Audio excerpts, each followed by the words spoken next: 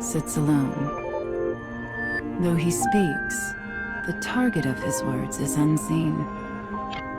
To this invisible listener, he offers praise for a task well handled. His eyes narrow. He hesitates. Then, his voice a rasp, he murmurs an instruction. On to the next. The target of his words is revealed behind the scrim of a dividing wall. She also sits alone. In her hand rests a small scroll adorned with a face.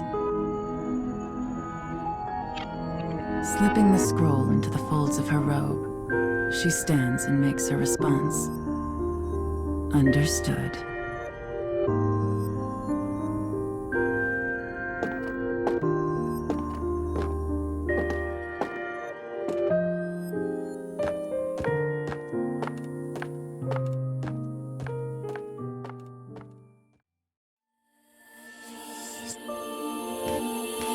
Thick clouds hang low against an ominous sky.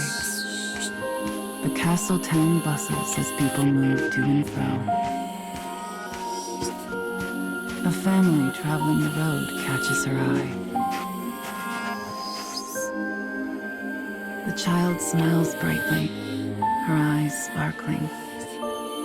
The darkness of the woman's own life could never know such pleasant light. Brushing aside her melancholy, she makes to leave town.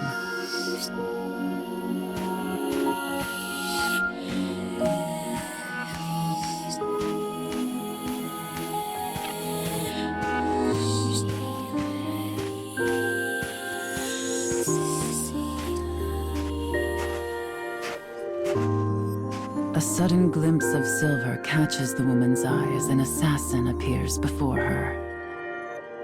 A thin razor of a smile crosses her face. She knows this is exactly where she belongs.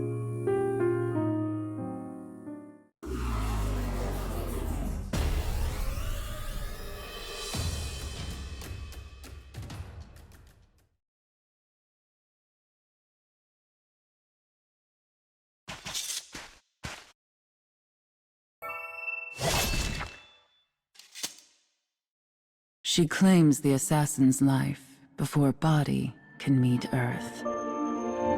In the silence that follows, she muses on her life. She walks a path of blood, a solitary path, far from family or comfort. Had she ever smiled as that child did? Could she? Such thoughts swirl in her mind as the woman considers a life she knows she will never have.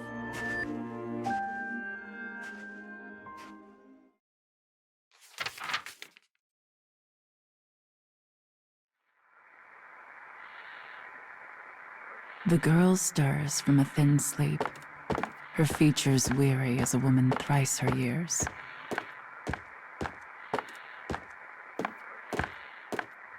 Her life is an unending blur of training that continues without mercy or pause. Bones creak, flesh stings. Pain is her constant companion. Yet she forces herself down the hall all the same. When she arrives at the garden, a bellowing roar orders her forward. Coming, she replies in a voice devoid of all feeling. She readies an apology for her tardiness, knowing full well it will not be heard. As suspected, the man cuts off her words and begins to berate her without pause. You will learn to honor punctuality, girl.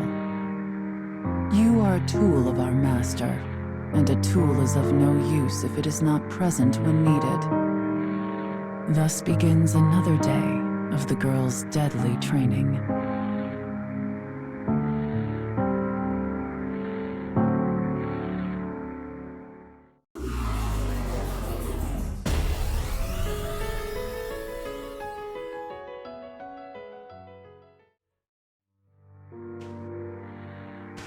Her family served their lord's clan for generations. When the lord decides an enemy needs to die, her family carries out the sentence. Her path had been laid before she was even born. The path of a trained killer. There is no freedom for her, no thought of a different way. The path simply was.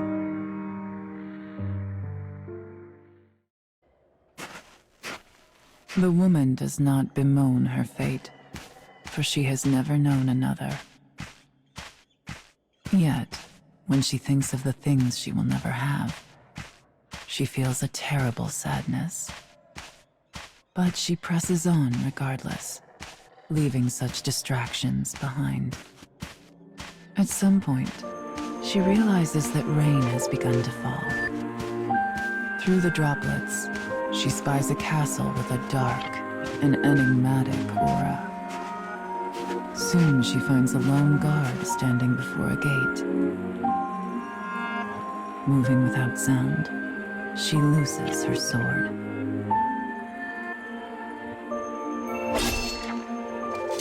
With death delivered, she sheathes her blade and presses on.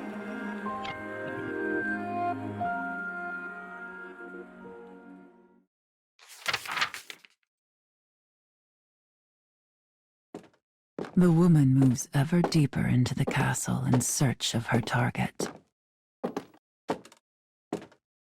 Her mission is to kill the son of an enemy lord and halt his possible succession. The enemy army values blood.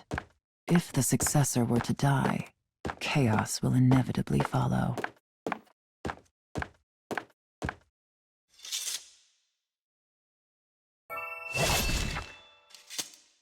Slaying the son will create confusion, giving her own lord an opening for attack.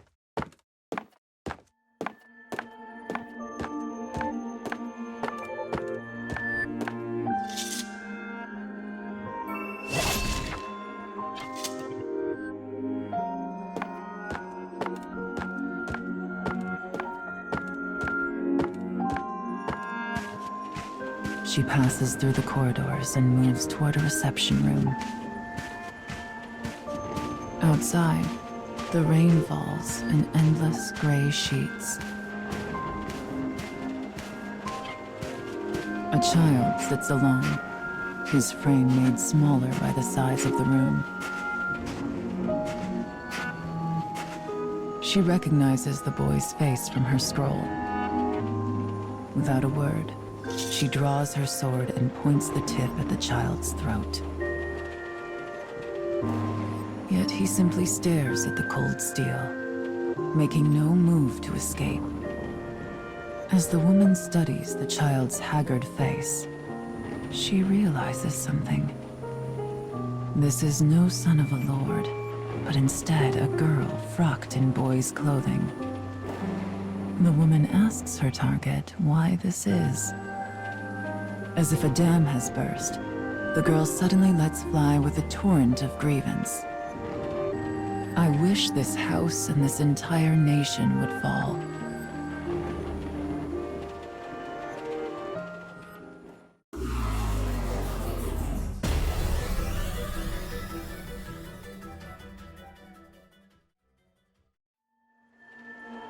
The girl begins to tell her tale. I am not but a puppet who dances at my father's tune. I'm no child to him, merely a tool to be used. I even denied my own heart and took false gender in order to fulfill my role.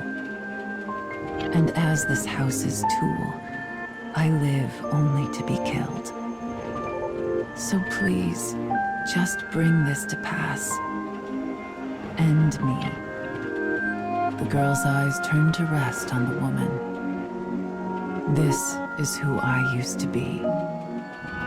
Set to walk a path before I had even drawn breath. The woman's sword wavers. Her hand hesitates. Outside, the rain falls as if it was trying to blot out the very earth itself. And yet somehow, it feels quiet.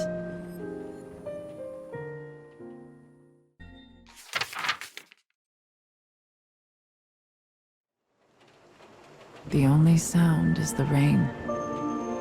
A long moment passes.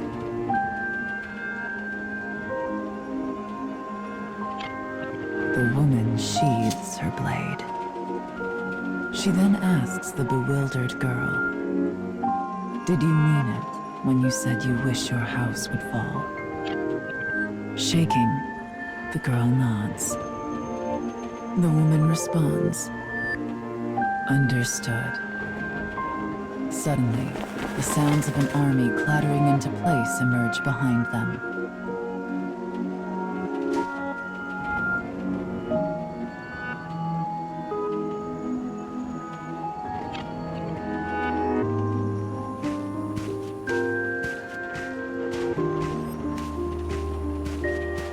A score of soldiers bursts into the reception room. The woman's face is the very picture of composure. "Come then," she whispers.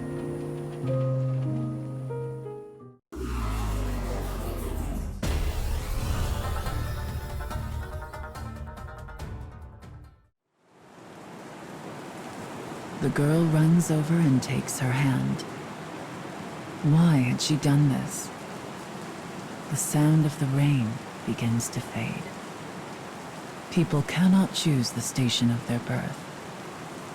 One can scarcely even choose their own manner of death in this violent, bleeding world. But perhaps one can choose to let another live. I was a tool of my house who carried out her role. My hands are stained with sins beyond counting.